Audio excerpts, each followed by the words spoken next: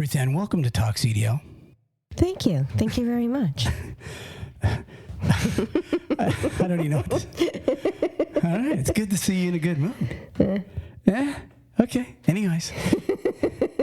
Listen, we got a lot to talk about today. I want to talk about AB5. Okay. You got something to do with pot, some marijuana statistics on accidents. I do. And I'd like to hear about that. And also, I had Sean Dirksen on the show a little bit earlier, and he and I were talking about truck stops. I mean, he had made a rant on Facebook, Sean being our flatbed friend that has the one-eyed pit bull that travels around the country. You know, Sean. Mm-hmm. You met him at the truck show, but I knew him before that. Anyways, he had gone off on this rant about how truck stops are conveniently losing like their home feeling. You know what I mean? Like trying to get a sit-down meal and all. You know, the good food. The good food. I'm not talking about like McDonald's crap. I'm talking about the good, like you said, the good food. So him and I had and I'll be playing that here in a little bit.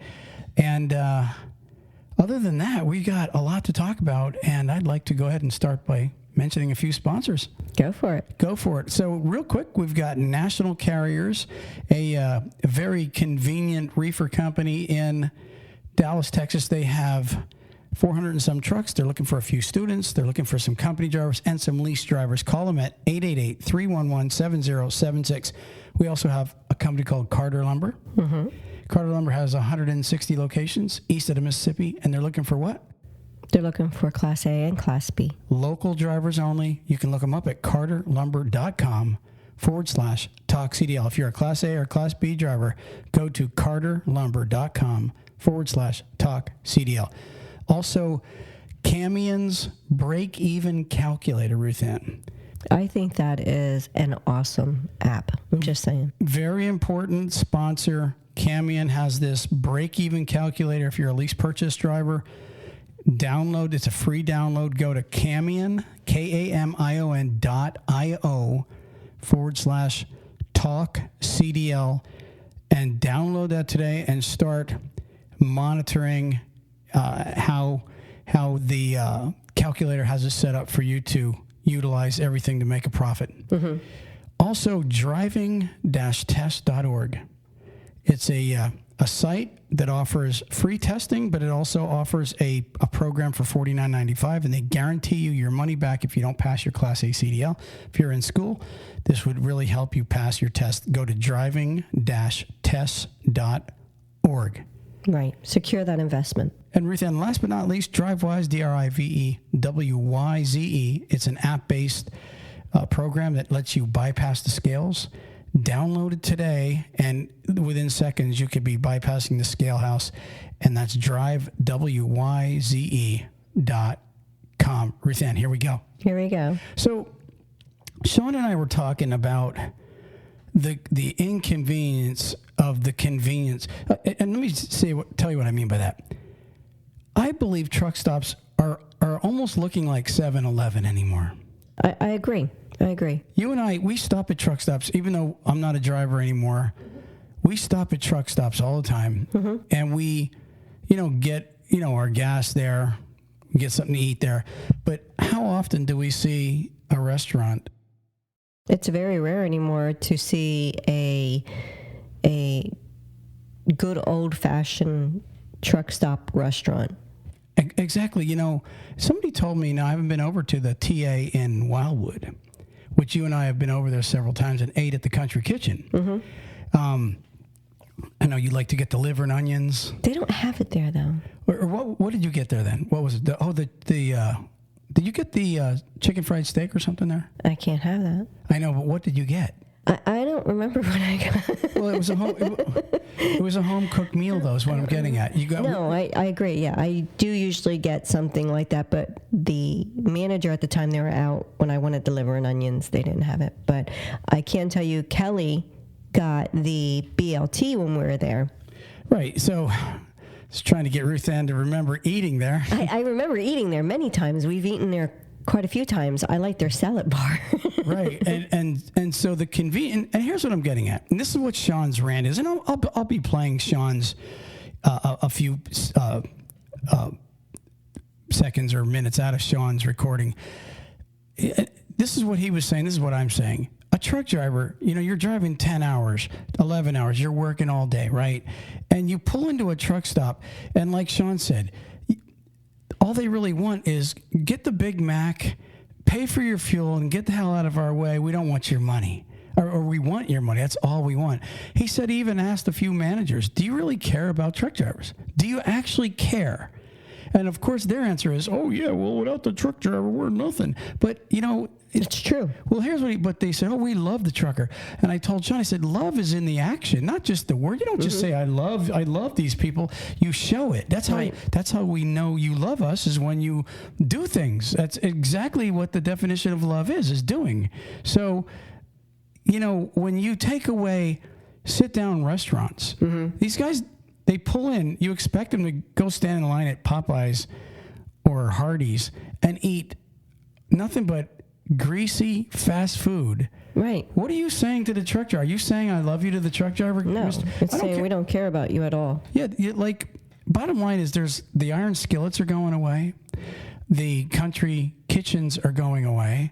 I know Pilot, what do they offer? Subways? I mean, honestly and truly, guys, and here's my suggestion, and we'll be playing it, but if you're a truck stop and you figure, well, these guys are really wanting something more homey, because after all, you're inviting them, you're attracting them with your big parking lot, okay? If you're the first truck stop to bring back the diners, something convenient for the truck driver, it's going to make I'm telling you, the first one does it, they're all going to start doing it, because I believe this is what truck drivers want. They want the convenience of going in a place and not being rushed around, where they can go, you know what, I'm here, let me just sit down, have a bowl of chili and a coffee and just relax here while Rosie, the waitress, waits on me. That's what they love that. Well, yeah, I mean, we were on our way back from, I want to say it was when we were on our way back from Kentucky. I wanted to eat at one of them because I was, of course, hungry for just home-cooked meals because we were off all the time. And I believe we stopped at the Iron Skillet, and they had the pork chop special, and they had, I think, a fish special, and they had, I want to say it was fried chicken or something. It was some kind of chicken meal, but I don't remember what. I got steak for whatever reason. I ended up getting steak. I want to say, got the fish, but I'm not sure. And then they didn't have a lot of the other choices because limitations on what they can now cook, because a lot of them, they're not getting some of the customers like they used to, because this was a little Iron Skillet. So when you don't, and it was during the week, so it's not like they were able to really give us a lot of choices off the menu or whatever, because of they don't want to waste that food right now because they weren't getting a large supply of it. So I can understand that. But it was a real small truck stop, so there wasn't a Subway or McDonald's or any of that stuff in there. So that was really nice, because when we went there, we were able to get that food. And the people that were coming in there were locals coming in to eat because they wanted the good home, they wanted that kind of food too. They didn't want McDonald's or anything like that. I think they're taking away from the locals being able to get home-cooked meals too, and making them go to eat at those Denny's. Yeah. I mean, they're getting all that stuff away from us. Yeah, I mean, if you want to go to Bob Evans or Denny's, and that's a good suggestion. If you're a Bob Evans or a Denny's, I would rather see a Bob Evans or a Denny's go into the truck stop. At least they are good breakfast places. They have good meals. IHOP, any one of those companies would be way better for a truck stop than McDonald's. See what their problem is they're thinking, okay, a guy stops in, and I know how they think. First off, I don't blame a truck stop for trying to make as much money as they can. When you and I stopped at that truck stop, the last Loves, it seemed like they were catering more to the general public than they were to the truckers. The one off of I-10? Yeah, up there in Fort Walton Beach. It's like, all you do is you walk in, there's a McDonald's there, get your gas, get your soda, your snack, hot dog, whatever you want, and get out of here. And yes, they're making $1 million doing that. But if you're going to call yourself a truck stop, if your title is truck stop, then your number one priority should be catering to the trucker. That's really what don't use the trucker as this ruse. You know what I'm saying? Just do yourself a favor and bring back, taking care of the trucker. That's my thoughts on this. Like I said, I want to play this tape with Sean, and I guess I'm just looking to move on because I don't want to just keep ranting about this. Write in. We're going to get emails. We always do. Write in and let us know what are you guys seeing out there on the road? Are you seeing, well, like Sean? He's everywhere. He's coast to coast. Are you seeing less and less restaurants and diners and more fast food junk and garbage being shoved down the trucker's throat? Let us know. And my suggestion when I was talking to Sean is write into these companies. Is there a suggestion box? Go on their Facebook page, go on their Twitter page, go on their social media. If everybody gets together and starts, throwing messages at these guys, hey, we would bring back the good food. Yeah, we're sacrificing our lives for being out there, and we're out there for, quite a while. And, it's hard to find a place. Killing us with the Big Macs. Exactly. So anyways, let's move on, and I'll play this portion with Sean, and we'll move on from there. Okay. So anyways, that was that. And here we are in AB5. Tell me about it. AB, this is really a cool, I found this article, and I thought, wow, this is a really great explanation for AB5, because a lot of people don't explain it right. I honestly don't know the details completely. Well, I keep getting information on it, but I don't really understand a lot of it. Well, I'll give you the gist. First off, California enacted AB5, and we'll talk about it in a second. They enacted it like a couple of years ago, and it's now going into effect. And really what it is anybody that was like a subcontractor or a contractor, in most cases now, will have to be considered an employee unless they meet the following guidelines. And I'm going to play that, or not play, but I'm going to read that for you. But for example, an Uber driver, a Lyft driver, these guys, because they're hired by a company and, told what to do, that makes them really an employee. And so they're now saying, okay, these guys got to be a W-2 instead of a 1099. Well, how is that even going to be convenient? It's not. And I'll say this up front. Most trucking companies and Lyft and Uber, it's a convenience to hire somebody and pay them 1099. A lease purchase driver, a lease driver, an owner operator. It's a convenience to hire them and not have to do their taxes, because you have to now take out insurances. You have to file all kind of taxes for them. It actually costs you money. A lot of people don't know, in benefits and all the stuff that you offer your regular employees. You now have to offer it to these contractors. And of course, the contractors, they don't want to become employees. Does that make sense to you? It makes perfect sense. So listen to this.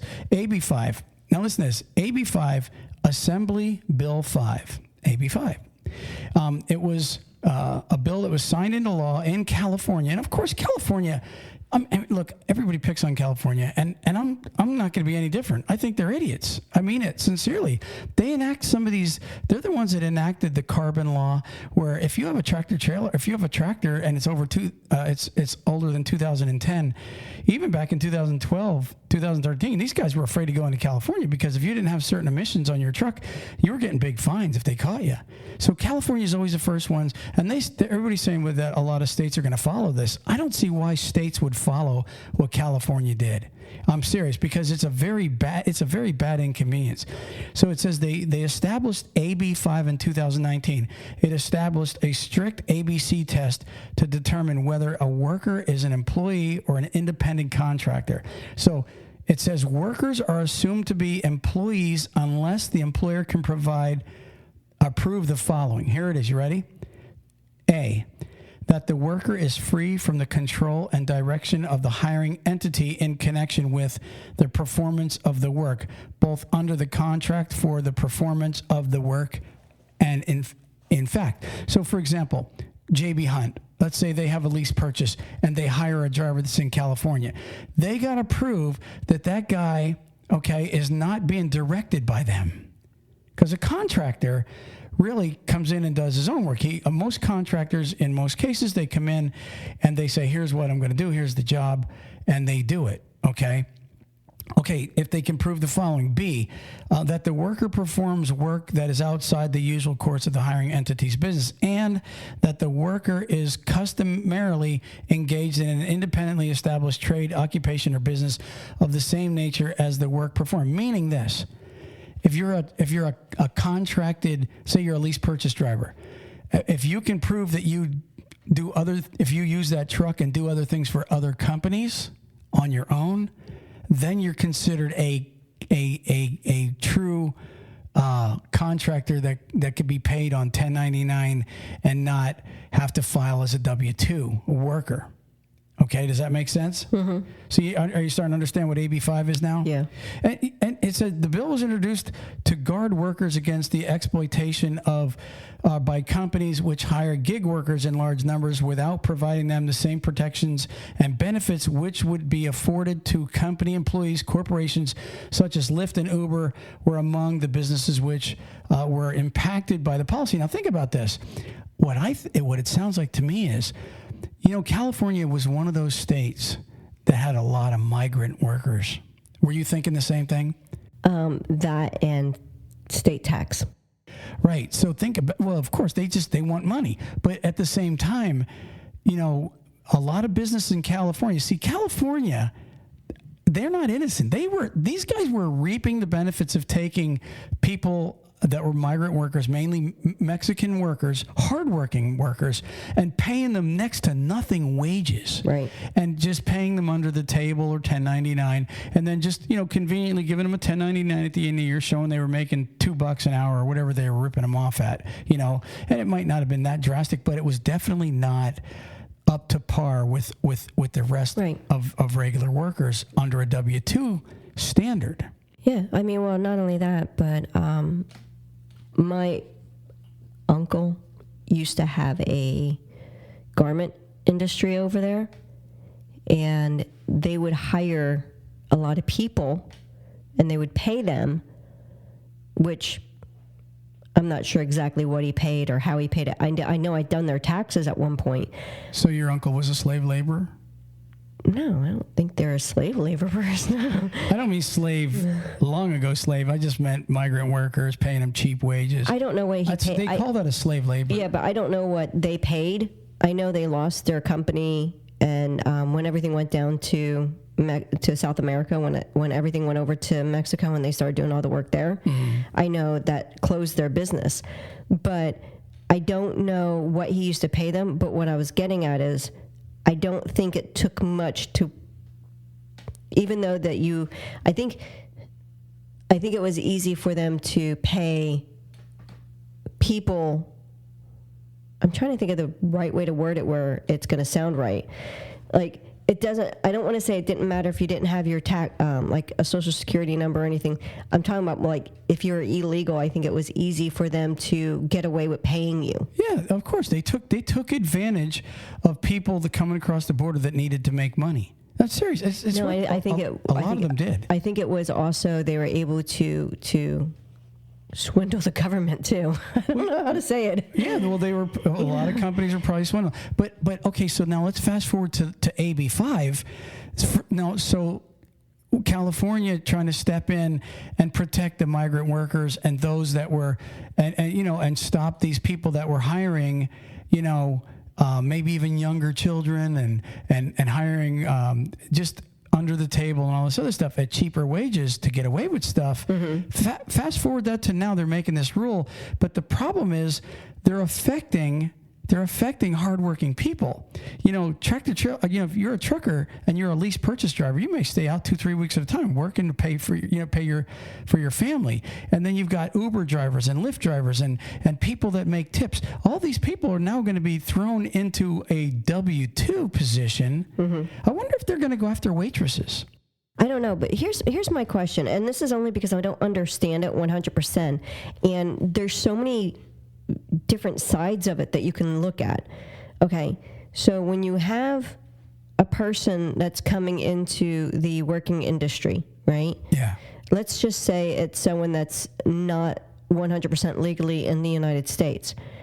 A lot of times, I mean, you hear a lot of people complain because they're not paying their taxes, they're not paying for their health insurance, they're not paying for all that. Is this going to now force them to pay those taxes and stuff because now they're considered a W-2?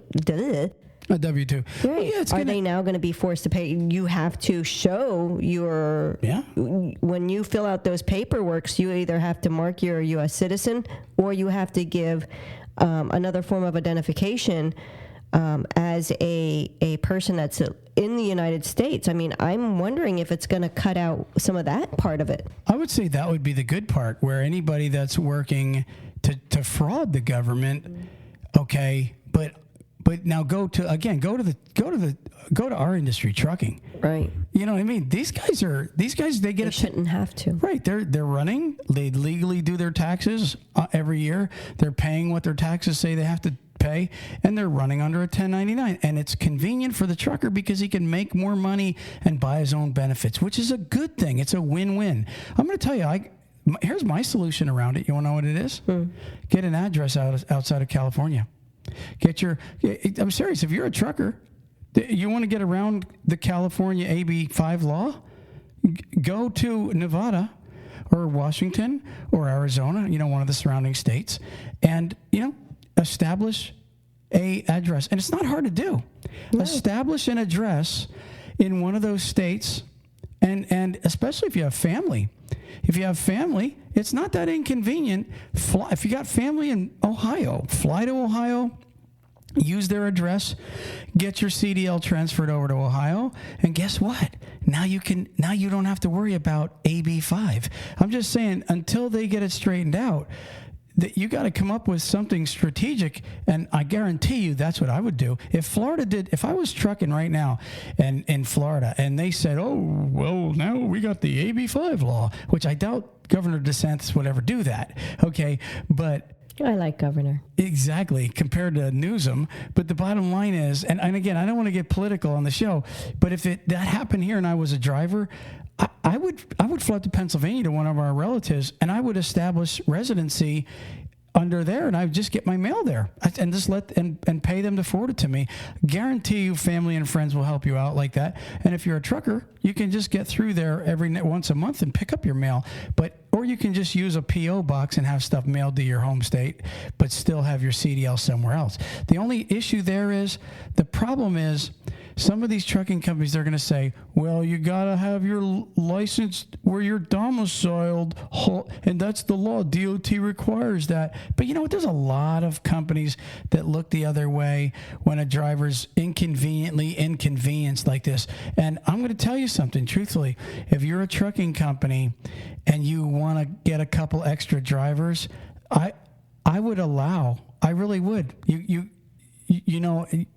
I would allow somebody to have their license somewhere else just because of the law that's going down. I'm just telling you what I would do personally. Well, here's the other thing. What happens? All right. So in the state of California, you're losing your 1099 ability. But if you're a corporation, what does that say? What's funny is there's really a lot going on there. Even the guy that owns his own truck, they're saying that if he is leased on to somebody, he's under their control. Right. But if you're a corporation, if you're like Troy Austin Trucking LLC, you're still your own corporation. Well, I guess if you have your own authority number and DOT number and you use their brokerage to book your own loads, maybe they could get away with it that way. But they've got to prove that that the guy that's doing work for them is not under their control. Because if he's under their control, they're saying then he's an employee. What about the fact that you can turn loads down? That's what I was thinking too. It's all no force dispatch if you're an owner operator or lease purchase driver. All I know is it's getting juicy, and you know what? I'm rooting for the truck driver. I'm rooting for the Uber and the Lyft driver. I'm rooting for everybody that's making an extra $1. My God, what's funny? You look at like some of these guys that are like lease purchase guys. Right? maybe they're bringing home $3,000 on average. Some of them $2,500, some of them $4,000 before they were making a lot more. That's pennies compared to what these lawmakers are making. These lawmakers they laugh at $3,000 a week. What does an Uber driver bring home? Oh my gosh, they can. I guess it's hit and miss. Sometimes they might get maybe $1,000 in a week or whatever the case is. Depending on their area. And I think you're right about what you said. They're just after the taxes more than anything. It has to be something like that, because here's the thing: as a 1099, right, you get write-offs as an owner of, like, if they're going to try and take the 1099 off of the driver, there's going to be a jam in his tax benefits, because he's not going to be able to claim certain tax write-offs as a corporation like he would if he was a W-2. Right. So there's going to be a really big fallout in that, to me, in that aspect, because there's stuff that you can claim, and if they're going to, on a W-2, I don't know, because I don't know enough about those tax portions of it. I don't know what you're able to do. I think that would be definitely something that, if we have a friend in the tax industry, that might be something that we would have to definitely in the future talk to them about and see what the drivers are able to still get as far as their tax write-offs and stuff that they're going to lose. They're going to have to be aware of this stuff, especially with it taking effect.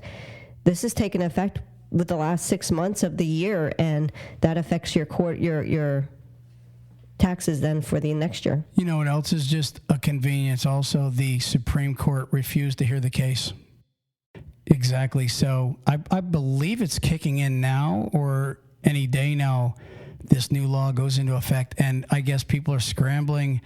And I don't know, are there companies just saying, okay, let's hope we don't get caught?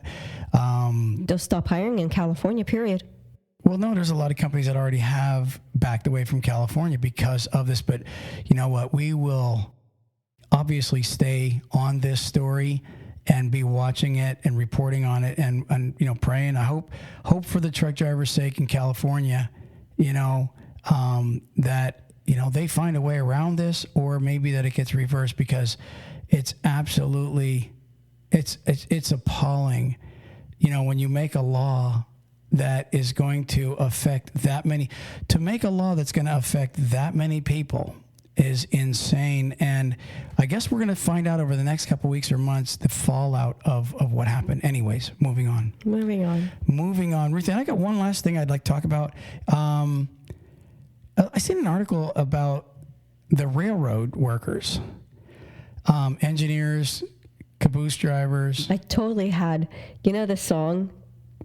I've been working on it. No, I think it's by the, is it by the motels, the Chain Gang?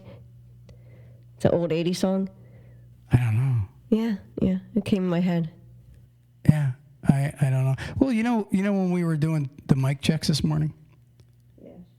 Okay, and you went, Mary had a little lamb, her fleece was white as snow. Yeah. Everywhere that Mary went, what was it, a lamb? The lamb was sure to go. The lamb was sure to go. I mean, a lot of kids do they even learn that today? I think that a lot of moms still teach a lot of the nursery rhymes to their kids. Anyways. But I could tell you, when you were saying it made me think of, what was that comedian? What I was thinking about was Sesame Street. That's what, the one that tried to be the comedian. No. When the guy's like... he was a singer, that's it. No, it was... I don't know. He's like... Pretenders, that's what it is. Instead of Mary had a little lamb, Ruthann, he said, Mary had a bicycle. Mary had a bicycle. Remember that? Yeah. And he said, Mary had a bicycle, and it was red as fire. And every time she wanted to ride, every time she wanted to ride, it had a flat tire. That's Sesame Street. Well, you reminded me of that when you said that. Anyways, I'm going way off the track here. Speaking of tracks, let's come back to the railroad workers. Yeah, it was the Pretenders. So the article talked about they just missed a strike. The railroad did. But what they did was the Biden administration stepped in because do you know how big a railroad strike would be on the trucking industry? Do you know how much freight JB Hunt and all these big giant companies, you ever see? CSX? Well, exactly. How many times do we see a train going by and there's like 10 million. How many times have we seen 25 billion JB Hunt trucks or whatever on the back of a... Did I ever tell you that Troy likes to exaggerate just a smidgen? Okay, so it wasn't 25 billion, but how many times have we seen a lot of trailers being shipped across the country, right? Yes. Well, imagine a strike. Sorry. Well, just imagine a railroad strike. They would all have to now be delivered by truck. It would be worse than when the pandemic hit because there's absolutely zero chance of probably half the freight getting... There's no trucks. It's just crazy. It would be crazy. Exactly. Plus, we have a truck shortage right now. And just imagine the rates. I can tell you this. Truckers are probably hoping it happens. It's September. That's why I giggled. Well, what I'm getting at is September is the deadline. Okay, they postponed, they extended the strike. And guess what the percent of railroad workers voted to strike? Guess what the percent is? 98.5. Whoa. That means out of 100 workers, 1.5, or just say one person said, no, maybe we shouldn't strike. Let's just keep the same wages. But it was two brothers. But no, I'm serious though. So when almost ready to retire two brothers that didn't want to mess with anything. when 100%, almost 100% of the company says, let's strike. We're sick of the wages, blah, blah, blah. Because, they're overworked. They work ungodly hours, the railroad workers, because they're short on people. So now they're saying, listen, we want some huge raises here or we're going on strike. So you've got about 2 months because we're going into August on Monday. You've got 2 months. And if they don't come up with a contract for these railroad, and I just about guarantee you they will, they're going to get what they want. Because if they don't, there's going to be an insane strike. And they say within 3 days, it'll have the country upside down because of the amount of freight that's on those railroads coming across the country out of the ports. Mm-hmm. It would be, just imagine the backup. All those containers constantly those containers that are coming in and out. Exactly. So the only other thing that I was curious about, because the ports had a big issue to begin with also. So if there's other stuff that they ship on the trains. Don't they do grain and other? There's other stuff other than these containers. Metals come from out of the country, different foods. These ports are loaded with. Let's not even think of the ports themselves. Let's just think of. Well, that's where that stuff comes in at. I know that. I'm just talking about. Step away from the ports and look at it, the stuff that's staying in the country, not going from port to port. You know what I'm saying? What about it? Well, there's still stuff. Our grains aren't going from a port and coming onto containers and going on the trains. They're coming from in the Midwest where we ship our own grains. Yeah, that's what I'm trying to talk to you about. Okay, well, we already do that. I'm not understanding what you're saying. What are you saying? Moving on. No, I'm just saying, though, as far as... You kept saying ports, and you kept saying about the ports, and I just was saying, let's even just step away from the ports and just say what's going inside. Oh, you're saying we're already busy enough. Inside, we don't even... Because, there were so many jam-ups at the ports where even when stuff wasn't coming onto our soil per se, because the ports themselves were jammed, we still had a lot of stuff going inside the U.S. that was just going from station to station within our country, not even coming into the port. That's what I was trying to say, is even if we didn't even look at that part of it, it would cause such so much problems because of being inside of it. Mm-hmm. They understand what I'm saying. Okay. It might have went over your head, but my fellow friends here, they got it. Okay. I get it. I really do get it. I just wasn't thinking in that direction. Anyways, so bottom line is we'll be watching that also, especially come September when contracts are due. Will there be a strike? Keep your eyes on it, folks. Moving on. Moving on. All right. You've got the marijuana. Talk to me about this, Ruth Ann. What was that? I was going to play that song for you, and it just really slowed down, so it kind of screwed up what I was going to do. So yeah, remember we got to watch what we play. It was the Pretenders back on the Chain Gang that I was. Right, and unfortunately, when you play that and then it goes on the social media, then yeah, I know, you get punished by Facebook. So you don't want to play that. No. So the marijuana thing. Yeah, talk to me about it. After you're done yawning. I can't help it. It's that stupid deviated septum. Come on. So I'm just going to read the whole article. I mean, it's not long, but I'm going to read it so that I don't screw up any of the words. All right, let's hear it. Okay, so marijuana legalization not linked to traffic accidents, study shows. So on overdriveonline.com, By Cheech and Chong? Was this article from? No, I'm just kidding. No, it was Alec Lucky. So marijuana and all its related and derivative products represent thorny legal territory for the trucking industry. But despite decades of claims of reefer madness, its legalization appears to have no impact on traffic accidents, according to the new report from academics at the University of Arkansas, Iowa State University, and the University of Tennessee. So these three universities all came up with the same study saying that the legalization of reefer madness has not done anything. So there's no increase in accidents because of pot smokers? That's what they're saying. Hey, numbers don't lie. I mean, if it's true numbers. That's what it's saying.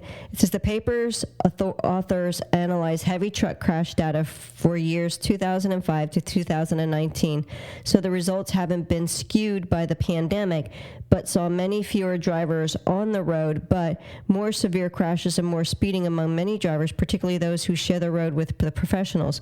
Researchers then basically looked at the heavy truck crashes before and after states enacted a form of legalization or otherwise liberalized rules around marijuana consumption. They found some states fared better and some worse after legalization, but the trend overall pointed down.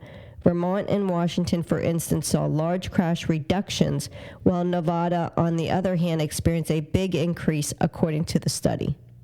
So one state did experience a big increase in accidents where a bunch of other ones did not. Mm-hmm. It says the paper does not suggest that marijuana use represents a safe choice for commercial vehicle operation, and indeed cities other research that shows THC, the principal psychoactive component of the plant, diminishes drivers' ability to perform key tasks such as maintaining the correct road position, quickly reacting to unexpected events, and focusing on the task at hand. The study cities past research finding the people high on marijuana tend to compensate for their impairment by slowing down and driving more cautiously, but that experienced marijuana users show virtually no function impairment while driving under the influence of THC alone. In the end, the study's authors chalk up the road safety improvements in states with marijuana legalized to its impacts on alcohol abuse, which data shows really does seem to drive increased crash numbers. In essence, when marijuana becomes legal, many people, including the most dangerous cohort of drivers, young men, that's what it says, I didn't add it, reduce their problem drinking behaviors and increase their marijuana consumptions. So when you're allowed to smoke weed, you drink less. That's what it's coming up to. And they're saying that... you eat more. Your munchies. That's where McDonald's will come more happier to people in the truck stops. It's all been a coup.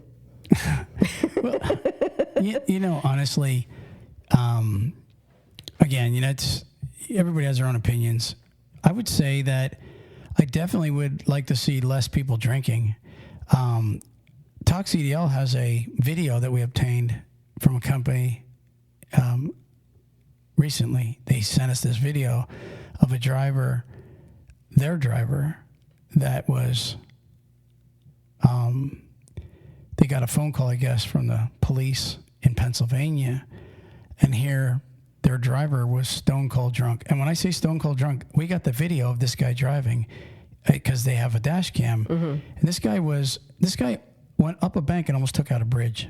I mean, literally on the turnpike, he went up the bank with the tractor trailer and came back down. I mean, how crazy is that? So he went up the bank, missed the bridge, and then they showed him on the side of the road where he's like doing maybe 5 miles an hour, 15 miles an hour, and he's knocking down like left curve signs. He's just running them over just out of convenience. And it's like, talk about obvious. We know that alcohol impairs your judgment altogether. I mean, we've all been, past what we should have been drinking, and that's scary. That is very scary thinking, man, I'm glad I wasn't driving. I mean, how the hell, if you can't even remember where you were, how do you get home? And there's guys that actually every year get in a tractor trailer with alcohol and they drive it. That's so scary. Yeah. And a lot of these guys, I believe any guy that gets in a truck really wasted is probably a guy that's an alcoholic, because most guys with sense are not going to even think about touching alcohol. It'll ruin your job, your career, plus it could kill someone or kill yourself or hurt someone. And it really has a grip on some people. Alcohol does, and it's scary. Marijuana, I've got friends that smoke weed, and they all testify that they can drive. There's no issues at all. Blah blah blah.